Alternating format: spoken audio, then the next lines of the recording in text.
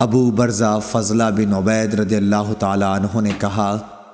کہ نبی صلی اللہ علیہ وسلم صبح کی نماز اس وقت پڑھتے تھے جب ہم اپنے پاس بیٹھے ہوئے شخص کو پہچان لیتے تھے۔ صبح کی نماز میں حضور صلی اللہ علیہ وسلم 60 سے 100 تک آیتیں پڑھتے، اور آپ ظہر اس وقت پڑھتے جب سورج ڈھل جاتا،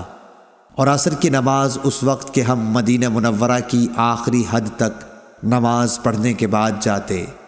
لیکن سورج اب بھی تیز رہتا تھا۔ نماز مغرب کا حضرت انس نے جو وقت بتایا تھا وہ مجھے یاد نہیں رہا، اور حضور صلی اللہ علیہ وسلم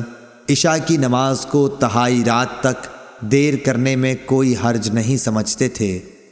پھر ابو المنہال نے کہا کہ آدھی رات تک مؤخر کرنے میں کوئی حرج نہیں سمجھتے تھے، اور معاذ نے کہا کہ شعبہ نے فرمایا کہ پھر میں دوبارہ ابو المنہال سے ملا تو انہوں نے فرمایا یا تہائی رات تک۔ صحیح بخاری حدیث نمبر 541۔